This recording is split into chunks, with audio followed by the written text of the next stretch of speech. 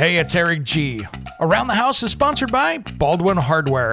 For 75 years, Baldwin Hardware has been known for its first-class quality and craftsmanship in door and cabinetry hardware. As an alumnus of the Baldwin Hardware Design Council, I can say I have seen the details and quality from design to the finished product. If you're looking for a new style and old-world craftsmanship, I can tell you there is only one Baldwin Hardware. Check out what would look great in your home at baldwinhardware.com.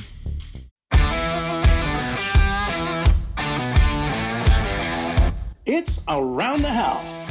Well, we've been talking about appliances here, of what's hot and what's not, basically. And we're going to be talking now in this segment. We talked about what the reliable ones were here in the last couple segments, but here we're going to be talking about my tricks for maintaining them.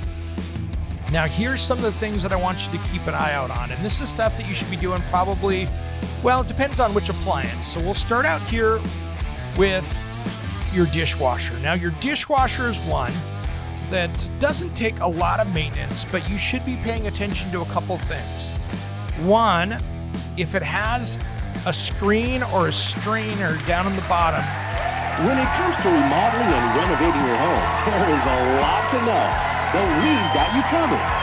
This is Around the House. Welcome to the Around the House show. This is where we help you get the most out of your home through information and education. Thanks for joining us today. Wow, I can't believe we are in the holiday season.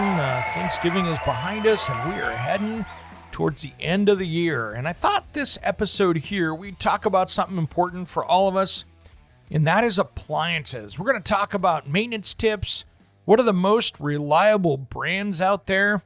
There's a lot of great savings this time of year because there's a lot of companies trying to, get blowouts and sales and all that stuff. So this is going to be the appliance episode today. And I wanted to start out first here before we get into that and talk about ways to get a hold of me. You can head over to aroundthehouseonline.com where you can catch everything here about the show. We've also got a link over there to the television show where you can watch. It airs here in the Portland, Oregon market, and it is also streaming across the country, and you can catch that on Hulu and or Amazon Prime, so you can catch it there. So a lot of different things there, and make sure you follow us on social media, on Facebook and on Instagram. And I've also got a Twitter account, so you can catch all of that right there. Well, today let's talk about the appliances here, and I wanted to talk and just start out right out the gun of the most reliable brands out there. And these are things that get interesting because there's a lot of people out there that think, wow, I'm going to buy this Made in America brand. It's going to be super reliable. And that's not always the case anymore. And there's a lot of things that have changed with appliances. So let's start out here with the most reliable appliances. The number one, we're going to start out big here. LG is number one with a 4.4% service rate. And where am I getting these figures from? This is one of my little secret stashes of great information. This is Yale Appliances. They're out of the Northeast up there, kind of the Boston area, and they do a great report because they sell all these different appliances and they service them. So they can really look at it from a great point of view, and they do a great customer service out there to everybody with, just under 40,000 service calls logged by their service team each year. These guys really have a good idea what's going on. So LG, 4.4%, which is kind of interesting, when you look at it, because this is their second year in a row at number one. And it's a little surprising because one of the cruxes of problems for appliance manufacturers are French door refrigerators, and LG makes a ton of them. So that shows you that they've got this figured out pretty well because every brand over the years has had some issue with a French door refrigerator, whether it's the compressors or refrigerator problems or I'm icing up. There's a lot of different issues with them. So LG is the number one right now in the service rate, which is pretty good. So 4.4% is really low compared to other people. And so they're number one in reliability. Number two, GE Profile. Now, pay attention to these brands a lot because there are different brands. GE has GE Profile, Hotpoint. They got a lot of different brands out there as far as appliances go. But GE Profile is their kind of upper end of their regular line. So the GE Profile, a 6.0 8% service rate. And so that's pretty good. And so that is basically their upscale refrigerator, dishwasher, cooking line is what that is. They have GE Profile, Cafe Appliances. Those are kind of the brands that they have in the GE line out there. So that's where it is pretty good. LG Studio, which is a sub-brand of LG, it's 7.4%. Now, LG Studio is a sub-brand, as I said, but they have kind of a better build quality, more features. And many times you get into this, and when you get into more features, it's just like a car. If you've got 100 features versus 50, you have twice as many things that can go wrong. So I'm not surprised that LG Studio has a few more issues compared to, the 4.4% service rate on the standard LG line. So Maytag is number 4 with a 7.4% service rate, which their previous service rate, they're getting better. Their previous service rate was 8.6%. So, that's pretty cool that that's going on. So, they've actually fixed a bunch of their issues, in the like 2022 and before, they had a bunch of issues with the laundry set with the soap dispensers and stuff, but it looks like they've got that figured out. Bosch is number 5 at 10%. So pretty good right there. The dishwashers are super reliable with a service rate of 5.1%, but the refrigerator, stoves, wall oven, stovetops are even that out to a 10%. And that has gotten a lot better since 2021, where it was 11.7%. Speed Queen. I know a lot of you are going, Speed Queen, what's that? Speed Queen is a commercial grade washer and dryer set, whether it's a top load or a front load. They're making front loads now, but those top load machines are like what you saw in your grandma's basement or a commercial type unit. These things are heavy duty. They have an 8.9% service rate. And a lot of people will sit there and say, hey, they don't make them like they used to, except for Speed Queen, because they make them just bulletproof and old school. So you're not going to have all the smart, fancy features and stuff on it, but it's pretty much like it's a commercial equipment. That's what it is. So Miele, 10.4% service rate at 7. They're number 7 here. And interesting thing with them, Yale Appliances, they do a great job of building their own parts. So they're very sophisticated. They now have 110 volt heat pump dryers. They have advanced washing machines, dishwashers. They have a lot of smart stuff in there. And so you're going to see that, traditionally a higher rate with all those different options. But the cool thing is Miele does, they're very German and they build most of their components for their units, where a lot of other companies and many other companies actually farm out those parts and buy these parts. And there are some companies out there that don't even make a lot of their own pieces. They buy them on the open market. So they'll buy switches and thermostats and all those different things, all the different parts off the open market and build them that way versus building their stuff. Miele is really good at building their own and manufacturing their own parts. So Signature Kitchen Suite, which is SKS, 9.3%. And they're a sub-brand under LG. This is their high end. So this is they built this to compete with the Wolves, and the Sub-Zeros and all of those different brands out there. So they're talking about professional ranges, integrated refrigeration where you put panels on it, that kind of stuff. And they're at 9.3%. Gaggenau, 9.4% service rate. Number 9. Pretty impressive. So Gaggenau is their exclusive cooking line from Bosch, German designed, manufactured in France is kind of what that is. So they've got a lot of different things like their coffee makers and stuff. And with the high tech, 9.4% is really good. GE Appliances, 10.2% service rate. So GE Appliances, they've got them dialed in there. They've gone a little south on it. Actually 2021, they're at 8.4%. So they've had a few more service issues, but they have a lot of features and those kind of things on their units here, so it's something to really take a look at. Now, when we come back here, guys, we're going to talk more about some of these here and some of the lower ones on the list, on the reliability list. We'll do that just as soon as Around the House returns. Don't go anywhere. Why, in a world of ugly faces, should I be allowed to be so hot? So many people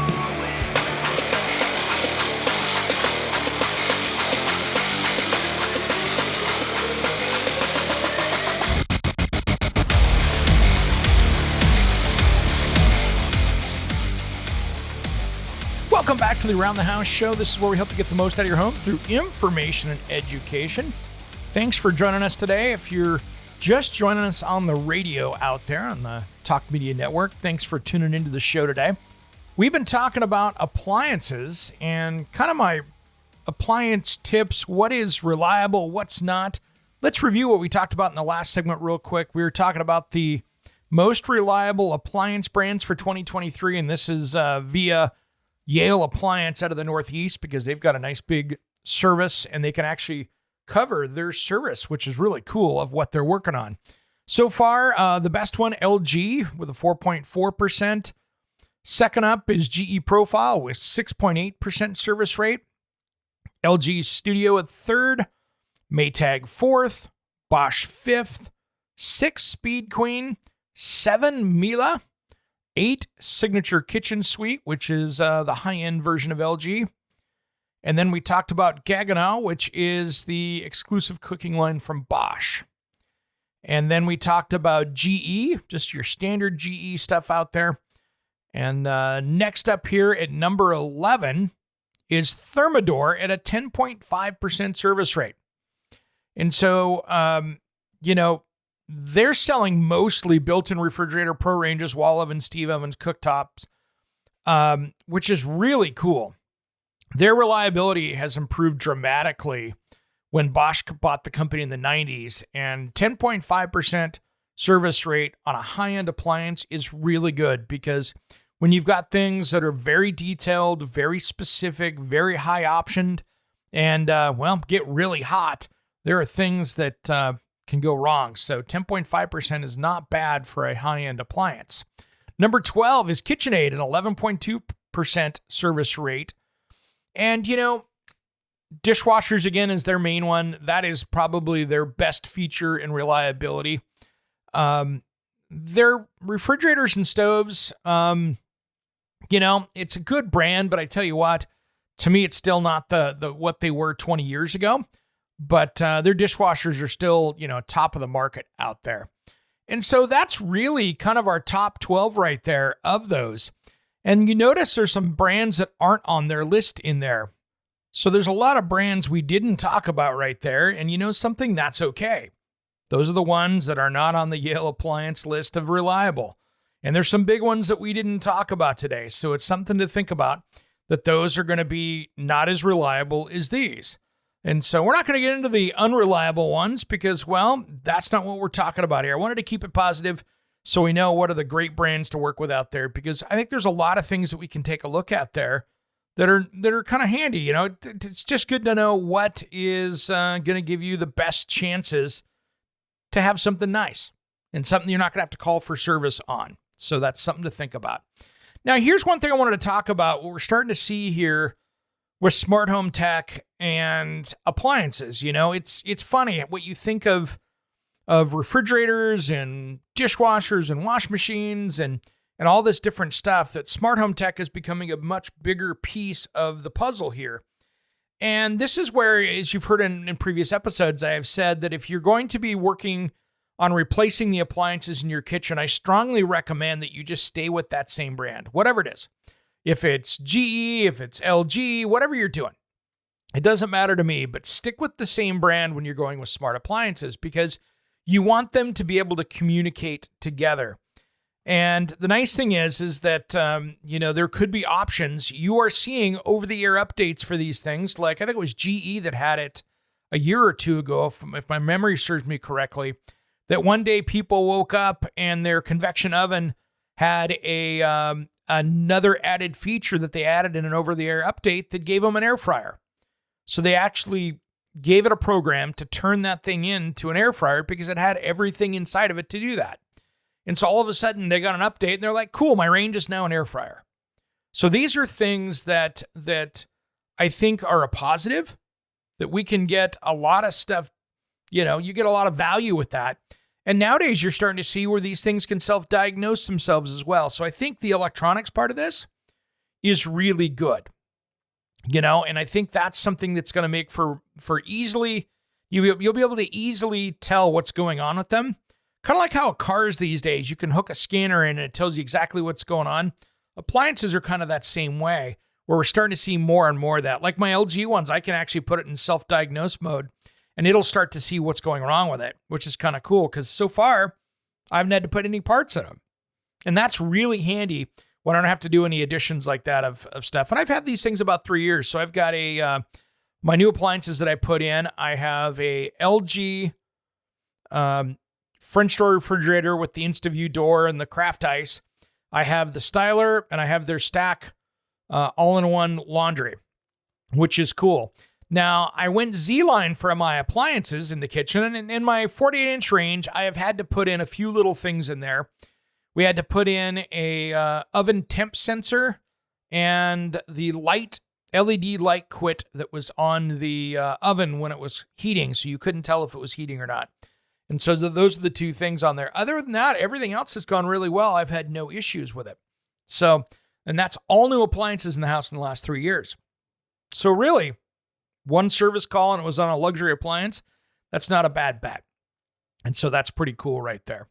And so really, when we're talking about smart home tech, I think it's a good thing for it. It just needs to be something that everybody's going to use. And so the more you can have these appliances talking to each other, I think the better off you are. So that's kind of important. Now, I want to talk about here in the rest of this segment some things that I don't want you doing right before the holidays here, because this can cause problems. I don't like using the self-cleaning oven feature right before a holiday, like days before Thanksgiving, for instance, because that oven, the biggest chance of you cooking something inside that oven that's important, and I'm talking about the electronics or wires, is that self-cleaning feature. So be careful. Running the self-cleaning feature gets that oven really hot, which works out well. But if it can also reveal problems that you have coming up where things were failing and all of a sudden it gets too hot and you've pushed it over the limit. And it also, the first time you cook after it, sometimes leaves a little bit of a burnt, sooty taste in it. So you don't want to do that right before you put in the holiday meal. So if you've got 2 weeks before an event, go ahead and do it. And just plan on cooking something over a couple times to make sure that you get any smell out of there. And then make sure that you dust out the bottom of that oven of anything that's baked on or that has fallen down to the bottom. Clean that off before you do it and afterwards. Just get all the loose stuff out of there. And then, that gives you time in case you do burn something up in it, that you have to get a replacement part. If you've got it 2 or 3 weeks, you can get those parts typically and have service come out and repair it. So you're not going to be without an oven for your holiday. So yeah, just be really careful when you're talking, using that self-cleaning function right before an event. I would do it after the event and give yourself some time just to make sure that you're good. Now, when we come back here, we're going to be going out to break here in just a second, but we're going to be talking about my maintenance tips to make these appliances last longer. We'll do that just as soon as Around the House returns.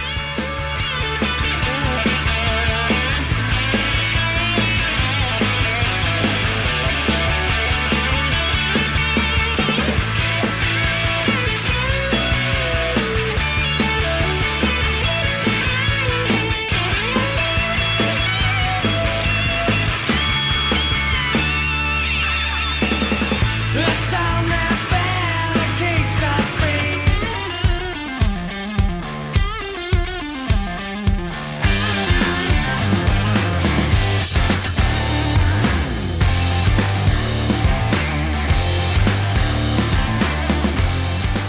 Welcome back to the Around the House show. This is where we help you get the most out of your home through information and education. Hey, if you want to find out more about us, head over to aroundthehouseonline.com. And you can find us there as well as on social media. Just look for Around the House Show. Well, we've been talking about appliances here, of what's hot and what's not, basically. And we're going to be talking now in this segment. We talked about what the reliable ones were here in the last couple segments, but here we're going to be talking about my tricks for maintaining them. Now, here's some of the things that I want you to keep an eye out on. And this is stuff that you should be doing probably, well, it depends on which appliance. So we'll start out here with your dishwasher. Now, your dishwasher is one that doesn't take a lot of maintenance, but you should be paying attention to a couple things. One, if it has a screen or a strainer down on the bottom, make sure that you're checking that weekly and cleaning it out. Second of all, every 6 months to a year, pop the toe kick off and take a look and see if there's any water underneath there. When that pump seal starts to leak, it will drop water out of the tub on the ground, and this is one of the biggest causes of water damage in the kitchen, is that dishwasher failing. So you want to take a look at that. If you've got a rubber hose that goes for the water line, I want you to keep an eye on that as well. Anytime that you have a machine that is turning off a solenoid, that water stops really quickly. So for that, I really like to see, a braided flex line there and not just a plastic or a rubber hose. Some people do copper. That's great. It's a little harder putting those in and out when you have to pull them out and do maintenance or replacing. But those flex line hoses work well. Just make sure that you're checking that. And the drain hose, just make sure you got the right loop, per the manufacturer's instructions, and you'll be good to go. Now, over the holidays, one of the biggest problems we see is garbage disposals and, your relatives or family members getting that sink all plugged up, and then you can have a problem. So a couple things. Let's talk first about what not to put down the garbage disposal. First off, one of the biggest things is making sure that you don't put things that are stringy down there, like anything like onion peels, to potato peels, any of the things like that, corn husks, things like that have a stringiness to them. They like to get bound up and wound up inside it, and then you got a problem. So you don't want to put things that expand in there like rice. And there's a lot of different, bones, anything hard like that. A garbage disposal is one of those things that when they're working, they work great, but when they're not, they keep the plumbers in business out there. And if you're on a septic tank, I just don't recommend them at all, because you're putting material down there that you're going to have to pump out later. It doesn't make any sense to put anything down into a septic tank. I think it's just going to cause you problems down the road. So I'm going to say no on the septic tank. They have InSinkErator in the past did make some units out there that were septic friendly, and it would inject this enzyme in, but I'm not a fan of putting it down there because it's just going to be more problems that you put stuff down in there. No need to have to clean that thing out sooner because you have a garbage disposal. Now, one of the biggest ones for maintenance is a front load washing machine. And a couple things with front load washing machines. First off, they have a filter that goes between the drum and the pump that's there to protect the pump. That way, a bobby pin, a screw, a nail, or any other little DIY thing that got left in your pockets doesn't screw that thing up. And so it's there to protect the pump. But when you pull out a set of towels, for instance, and you're like, wow, these things are really wet, that means that is plugged up. So that means you got to change that. And it's not a filter that you go buy at the store. It's just a screen, basically, or a little catch basin in there that keeps those things from going there. But once you get a couple coins, once you get a bobby pin or two in there, it really starts to grab hair and other things, and then it just ends up plugging up, and then it doesn't drain well. If it gets really bad, it might send off an error code on the front of it. So almost all front load washing machines have this filter. So take the time and do the research on your model number to see where it is. I have an LG, and it's right in the front. You flip the door down. There's a drain tube there that you can drain into a pan, as well as there's a tube there to make sure that you got it all dialed in. So just drain it down and then unscrew that, and make sure you got some towels around. If it's on a hardwood floor or a floor that can be damaged, be really careful. You will get some water out of there. Some have drains, some don't. So make sure you've got a catch basin there, something to catch the water in and something to clean it up afterwards, because it is a little bit messy. But once you get that cleaned out, you'll be good to go again. And it's going to save you money because you don't have to depend on the dryer doing too much. Now, the next thing is many washing machines You know, when it goes to the dryer like that, the clothes are clean, but then they sit around and they get damp. So older front load washing machines had kind of a mildew mold problem. If you closed them up and they just sat there wet all the time, then you had an issue. Every single washing machine needs to have a cleaning cycle done on it from time to time. Now, it could be that yours is a steam one, so it'll run through a steam cycle. Sometimes you'll need to buy that drum cleaner to run it through there. Either way, it works really well, but you want to do that every once in a while. Mine automatically tells me when to do it, and I just buy, I think it's the Tide brand clothes washer detergent that's just for cleaning the machine, not your clothes. So it's a little pack, you pour it in there, hit the start button, off it goes through and you set it on the cleaning cycle. And it cleans the tub and gets everything all nice and clean and smelly. You can start to see when it starts to get musty, it's time to run that through the cycle. So follow your directions on tub cleaning because that's a big one. Now with any wash machine, you should be doing this too for your top loader as well. And what happens is all the oils, suds, soap, all that gunk gets on the inside drum, or the outside drum, technically. The inside drum is what you see that's got all the little holes in it. There's a drum on the other side of that you don't see that gets really nasty with oil and scum and soap buildup and junk in there. That can get gross. So make sure that you're running a cycle through there and clean it out. And if you're repairing it and you have to take the outer drum away from the inner drum, then guess what? It's a good time to clean it up. They can get gross if you haven't done any cleaning or if you're only using cold water. So that's one thing. And speaking of cold water, that's another tip I want to go back on the garbage disposal. Don't put grease down there, but if you do end up getting a little bit of grease because you're doing pans, use cold water. That way, if it congeals there and it won't congeal down the line. So if you can get it where it's solid earlier, you have a less chance of it backing up. Don't put grease down there, but if you get a little residual, I like cold water because it's just going to keep it so it's not going to build up on something and you'll be good to go. Another trip for cleaning those too is I run I take some citrus, maybe it's the peels or the rind there from a orange or a lemon or a lime, and I run it down through there with a big thing of ice, and the ice will fill it up and kind of move it around on the top of it and get it all cleaned up. That is a great way to clean them out that way. And then, you can run some hot water through it a little bit later, and that will release any greases or build up on the inside of that. It's a good way to clean that up. Now, back to the washing machine, make sure that you're inspecting the hoses on the back. Rubber ones typically only last 3 or 4, 5 years tops, so that can be a huge mess. I have seen houses get totaled from the rubber line failing so quickly.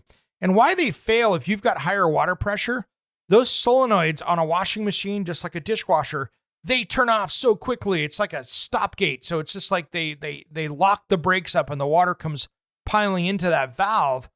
The thing that expands is that hose. And so it keeps expanding. And then you'll get the bubbles on the side as it breaks down. So make sure that you're inspecting those hoses back there, because if they're just rubber and not a braided line, they will fail early. And that can save you a 6-figure remodel on your house trying to get the water out of it and get all that water damage taken care of. So that's another one there. Now, refrigerators, you should be taking out every 6 months or so.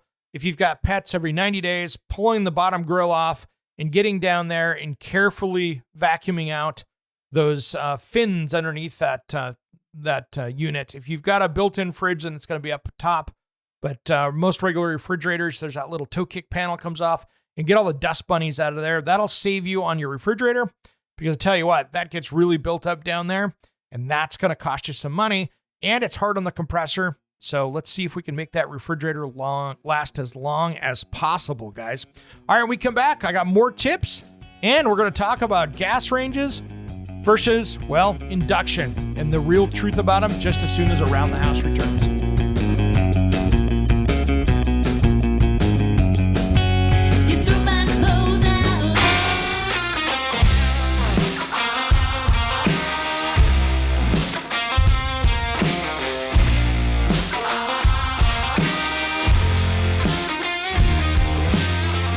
Welcome back to the Around the House show, where we help you get the most out of your home through information and education. We've been talking appliances today. And one of the things I want to talk about here is we've been talking about my tricks for maintaining them and get the most out of them. So we were just talking about washing machine leaks and making sure that hose is working well. Now, with dryers, I want to make sure that every year you're cleaning out that dryer duct that goes between the dryer and the outside. Now, there are some really cool new technology that we'll talk about here a little bit later on some of the new stuff that we're seeing on them. But there are now dryers that you can put in that don't have a duct outside, which means it's a heat pump dryer. And so we'll talk about that. That is the exception to this rule. But really, if you've got a dryer, you should be coming in there every year. You can buy the brushes at a home improvement store and just get in there.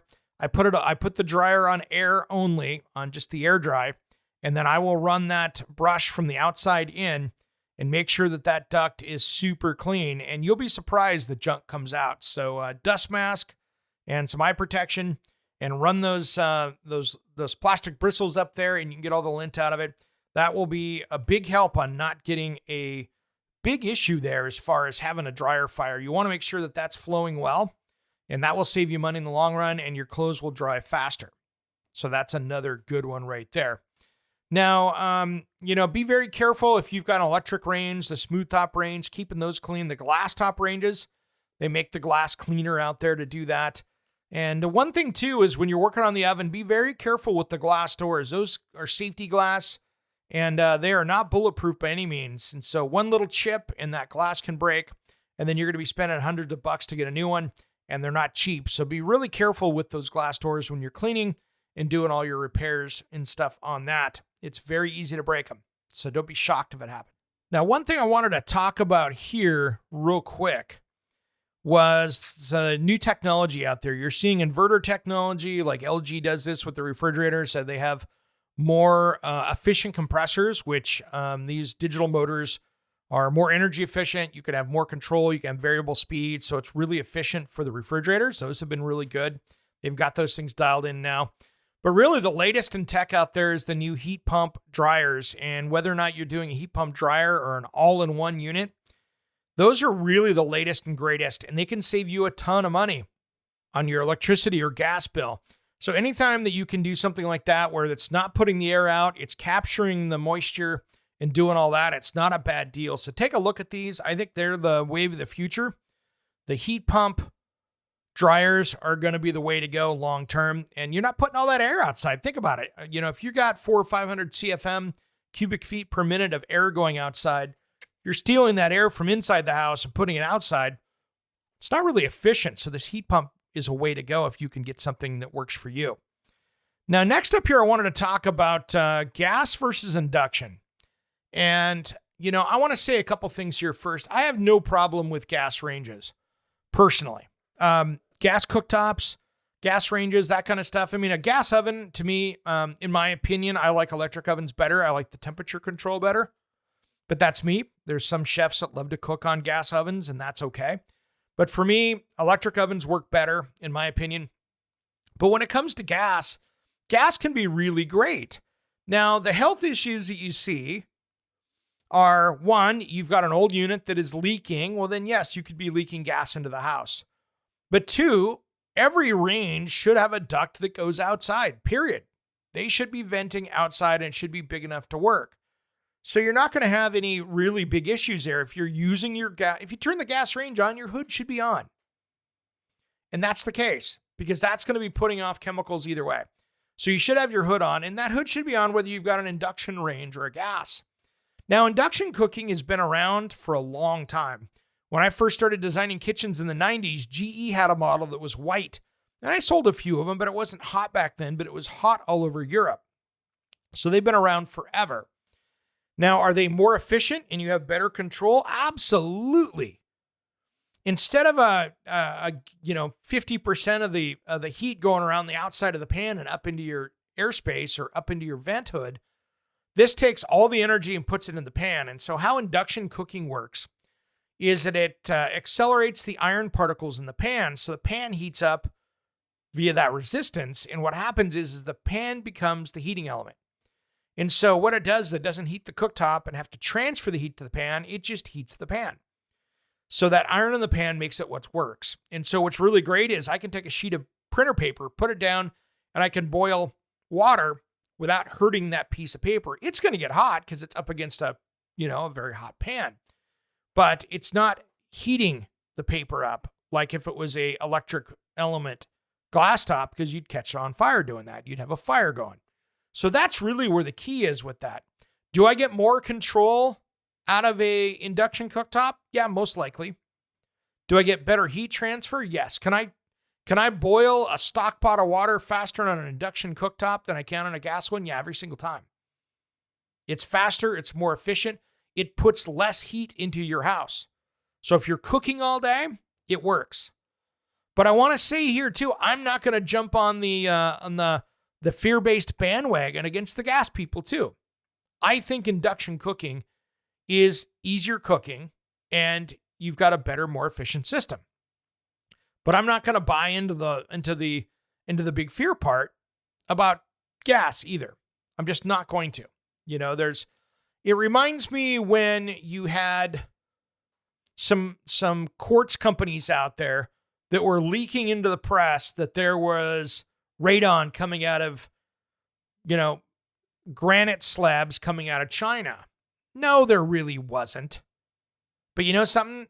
They were trying to sell their product, and so they were doing a smear campaign, in my opinion.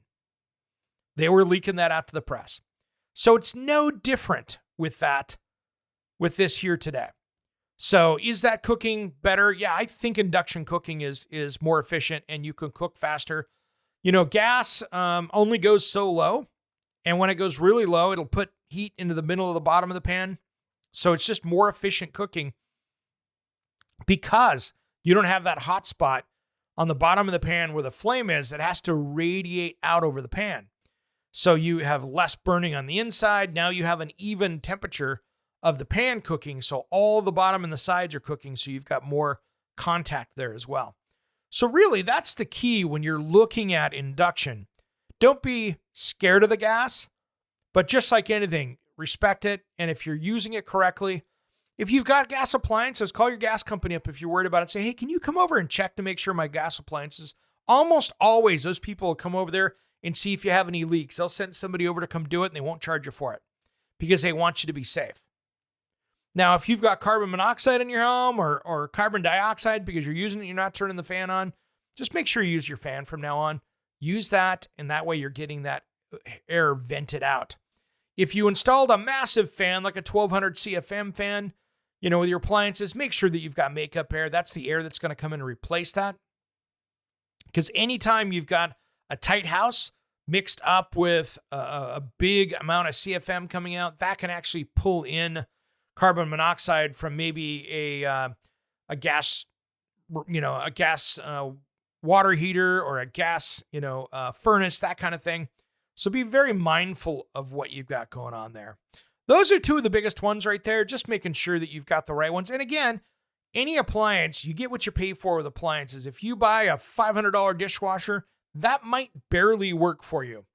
If you buy an $800 or $900 dishwasher, you should have got something that's really nice. And so you get what you pay for. You want a dishwasher, for instance, and it comes down to getting the right appliances. You want a dishwasher that's got the stainless steel interior. The plastic ones don't reflect the heat well. They get smelly. They're cheap. I'm not a fan of those. All right, and there's one little secret I want to talk about here real quick before we go out to break and wrap up this subject for the hour. Now, when you're out shopping for appliances, there's something what they call minimum advertised price. That is the price that these guys can sell these appliances at. It's the minimum because they want to have it so at least every company's making a minimum amount as a retailer. So if you're out looking at a dishwasher, it could have a $799 MAP price on it. They don't put that out there, but you'll look across, you go, why is everybody the same price? It's because they're all selling it at that minimum advertised price. Now, how they get around that is you'll see like the big stores will have special buys, which means they get a special model number made that nobody else can price match. And so sometimes you'll see that where that model number was specifically made for them or their buying group or for the home center. And then they have a closeout there. Now, closeouts where there was a returned or a box that was opened, they have some more leeway on those, but they have to keep track of them. So really take a look right now when you see those special buys. That's really where the numbers are. But that's why it's hard to find a really good deal unless you find a display or a floor model. That's where the savings are going to be. Stick around. We got a whole new episode coming up right after this. Thanks for tuning in to Around the House.